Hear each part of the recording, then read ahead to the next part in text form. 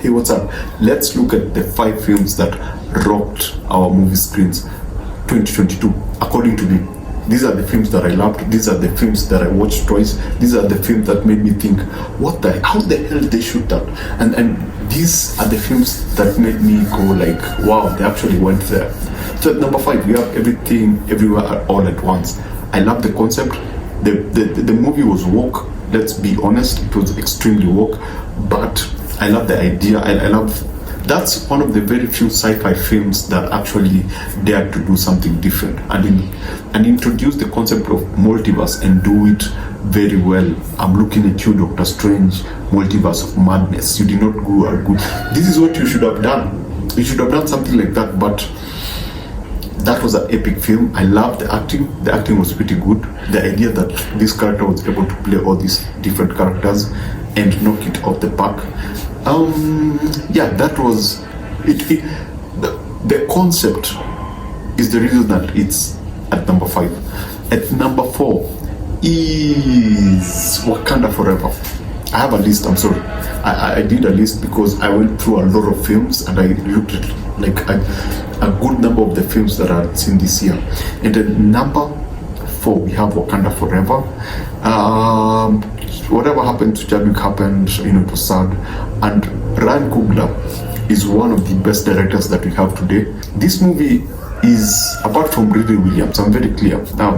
Ironheart for me didn't work, but to have that short of a time to rewrite something and actually make it make sense and make it so good that you cannot actually tell that it was rewritten, it's actually pretty awesome. The writing is so good that is able to bring in brand new characters and make them likable and make them make sense.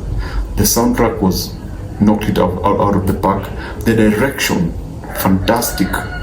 I did not know where the film was going to. I saw the trailers, which I really don't like doing before I see a film, but I couldn't tell where the movie was going, and I had to go and see it again because he actually did. And the idea that he was able to push the actors to actually act. I don't remember any other Marvel movie that you actually, apart from Spider-Man No Way Home, after Aunt May dies, where you actually see a bit of acting. I don't actually see a lot of good acting in a Marvel film. But Angela Bassett did a fantastic performance, and you can see it in the direction, you can see it in just how dynamic the characters were. Even Okoye, there's a fight scene on a bridge.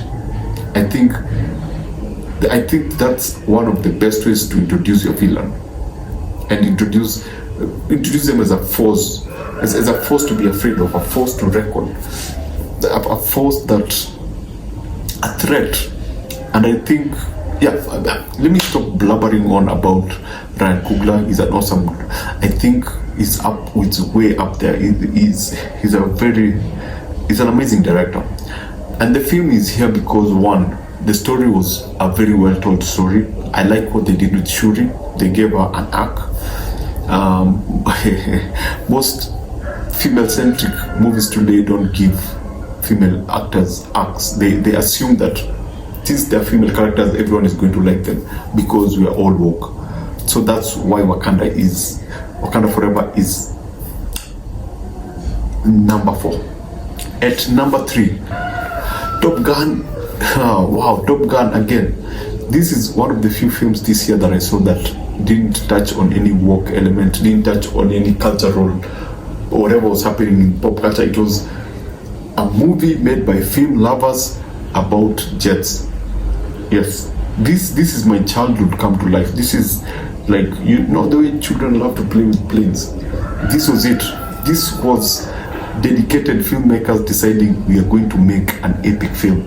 Tom Cruise is crazy, we all know that, but where it took the film was pretty. I mean, those jet fights, those flights in IMAX, that was an insane experience. That was such an intense experience that, wow, it's one of those things you just have to keep. I just had to keep on going back to the cinemas to experience like the last 45 of that film. It was so intense, and they had a story. and they made and they added value to the first story, and they made the first story make sense, and they blended everything. It was a perfect. It's what, like Wakanda Forever. It's a perfect sequel. That's why it's number 3. And number 2, another sequel, Avatar, The Way of Water. This, for me, I'm not going to talk about the visual effects. I'm not going to talk about the characters. I'm not going to talk about the 3D spectacle IMAX experience. No, I'm going to talk about the theme. This is one of the very few films today that had a sense of fatherhood. It had a theme of fatherhood and the man being a leader and the man providing for the family. How many movies like that do you see? How many movies do you see positively portray a father? Very little. The father is the guy, the dumb guy who makes everything not work. The father is the guy who appears every now and then. The father is the clumsy guy. The father is the unproductive, the destructive, unproductive member of the family. The father is sidelined, is a academic guy on the side. He's never like portrayed as a leader, as a warrior, as a protector. And Avatar actually did that very well, and they knocked it off the park, especially when handling the theme of family. You don't see this kind. All these movies that preach family is usually a few kids, uncles, and an extended family. This one narrowed it down, and it felt like this time James Cameron was focused on telling a story. As much as the world was spectacular, he narrowed it down to telling a story. And at number 1, the best film of 2022, what I saw in 2022, this may have come out in 2020 or 2021, but I saw it in 2022. It's an Indian movie. It's called RRR. The grand epicness of this story. Again, they were not preaching. There was no inclusion. There was no a theme of diversity. Nothing like Avatar and Top Gun and Wakanda Forever. All those things were not important. The important thing was they had a story. They had an epic story, and then they went all out. There was no like, we need to serve these people or we need to serve these people. These were just a couple of guys who decided, you know what, we need to make a 3-hour epic. We need to bring out the madness of Indian Bollywood style of filmmaking, the epic fight scenes, the really emotional, again, father and son concepts.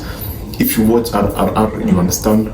And they were able to actually do a very, very fantastic, well-woven action set piece. Action epic, actually. It's more of an action epic. And they were like, let's take Zack Snyder's style of filmmaking and make it make sense. And they did. And that's why RRR is, at the top. It's macho men doing macho stuff. I mean, how much of that do you see in today's Hollywood? Nothing. And they actually knocked it out of the park. And they had a story, and they made it work. And they had music like every other Bollywood movie, and they made it work.